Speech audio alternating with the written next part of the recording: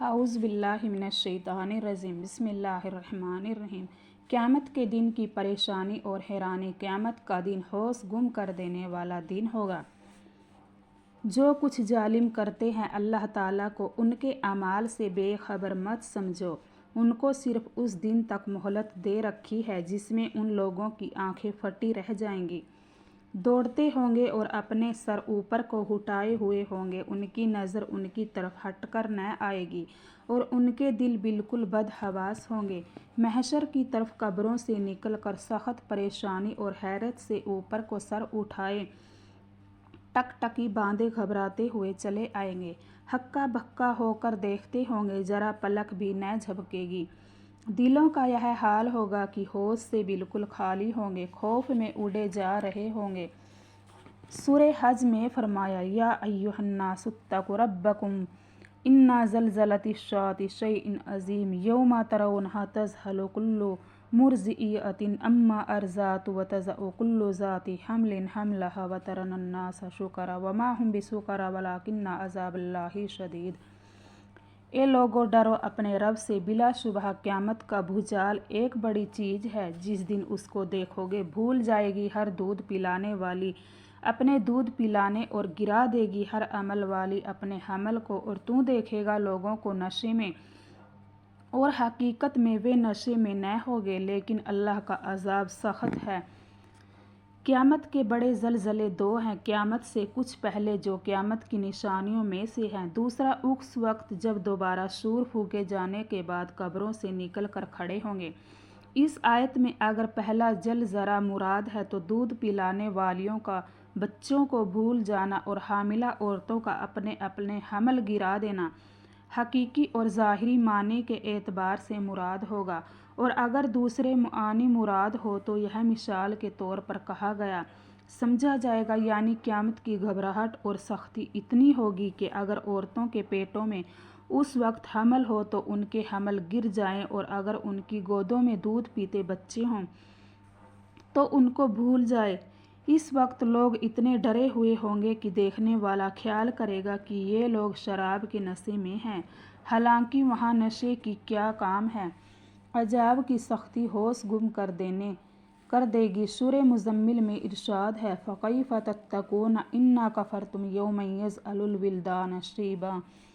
सो अगर तुम कुफर करोगे तो कैसे बचोगे उस दिन से जो बच्चों को बूढ़ा कर देगा। अगर दुनिया में बच गए तो उस दिन किस तरह बचोगे जिस दिन की तेजी और लंबाई बच्चों को बूढ़ा कर देने वाली होगी। चाहे सच में बूढ़े न हो, मगर वह दिन ऐसा सख्त होगा कि उसकी सख्त और लंबाई बच्चों को बूढ़ा कर देने वाली होगी। महशर में सब ही हाजिर होंगे। अल्लाह के नेक बंदों के चेहरे सफ़ेद और खुश और हंसते खेलते होंगे, और काफिरों और नाफरमानों के चेहरों पर उदासी और जिल्लत छाई होगी। जिस दिन कुछ चेहरे सफ़ेद होंगे और कुछ स्याह होंगे। जो जिनके चेहरे स्याह होंगे उनसे कहा जाएगा, क्या तुम काफिर हुए बाद ईमान लाने के?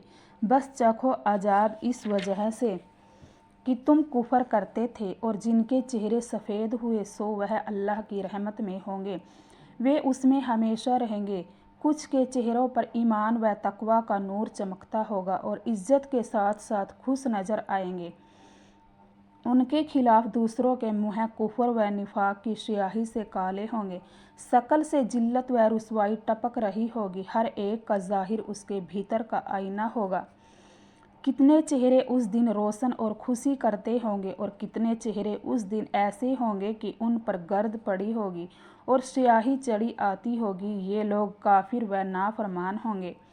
ईमान और नेक कामों की वजह से नेक बंदों के चेहरे रोशन होंगे। उनकी शक्लों से खुशी और ताज़ापन जाहिर हो रहा होगा। और जिन नालायकों ने दुनिया में खुदा को भुला दिया, ईमान और नेक कामों के नूर से अलग रहे और कुफर और नाफरमानी की स्याही में घुसे रहे, क़यामत के दिन उनके चेहरों पर स्याही चढ़ी होगी। जिल्लत और रुसवाई के साथ महशर में हाजिर होंगे। अपने बुरे अमाल की वजह से उदास हो रहे होंगे और डरे हुए होकर यह सोचते होंगे कि वहाँ हमसे बुरा बर्ताव होने वाला है और वह आफत आने वाली है जो कमर तोड़ देने वाली होगी। इरशाद फरमाया सरवर आलम सल्लल्लाहु अलैहि वसल्लम ने कि क़यामत के दिन हज़रत इब्राहीम अलैहिस्सलाम कि उनके बाप आजर से मुलाकात हो जाएगी। उनके बाप के चेहरे पर स्याही होगी और गर्द पड़ी होगी। हज़रत इब्राहीम अलैहिस्सलाम अपने बाप से फरमाएंगे, क्या मैंने न कहा था कि मेरी नाफरमानी ना करो? उनका बाप कहेगा कि अब आपकी नाफरमानी न करूँगा। उसके बाद हज़रत इब्राहीम अलैहिस्सलाम अल्लाह के दरबार में अर्ज़ करेंगे कि आपने मुझसे वादा फरमाया था कि क़यामत के दिन मुझे और आप रुसवा न करेंगे। इससे ज़्यादा क्या रुसवाई होगी कि मेरा बाप हलाक हो रहा है।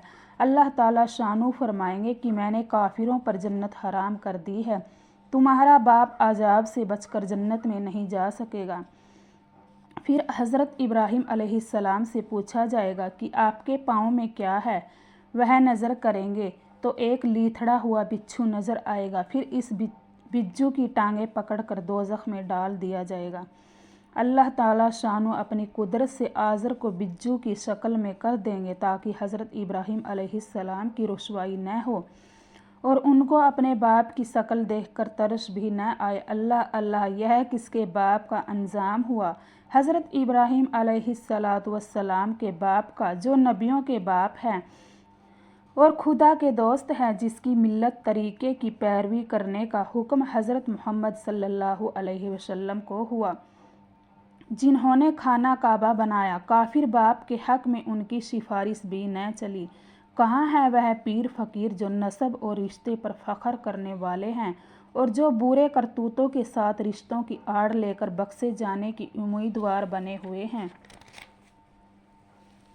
हज़रत मिक़दाद रज़ी अल्लाह ताला अन्हु रिवायत फरमाते हैं कि प्यारे नबी सल्लल्लाहु अलैहि वसल्लम ने इरशाद फरमाया कि क़यामत के दिन सूरज मखलूक से इतना करीब हो जाएगा कि उनसे करीब 1 मील के फासले पर होगा और अमाल की बुराइयों के बराबर लोग पसीने में होंगे। बस कोई तो पसीने में टखनों तक होगा और किसी के घुटनों तक पसीना होगा, किसी की तहमद बांधने की जगह तक पसीना होगा और किसी का यह हाल होगा कि पाँव से लेकर मुँह तक पसीने में होगा। उसका पसीना लगाम की तरह मुँह में घुसा हुआ होगा। एक हदीस में है कि प्यारे नबी सल्लल्लाहु अलैहि वसल्लम ने इरशाद फरमाया कि हशर के मैदान में इंसान को इतना पसीना आएगा और लगातार बाकी रहेगा कि इंसान यह कह उठेगा कि ए रब, आप मुझे दोज़ख में भेज देना, मेरे लिए इस मुसीबत से आसान है। महशर के अजाब की सख्ती को देखकर ऐसा कहेगा, हालांकि दोज़ख के अजाब की सख्ती को जानता होगा। अस्सलामु अलैकुम वरहमतुल्लाहि वबरकातुहू।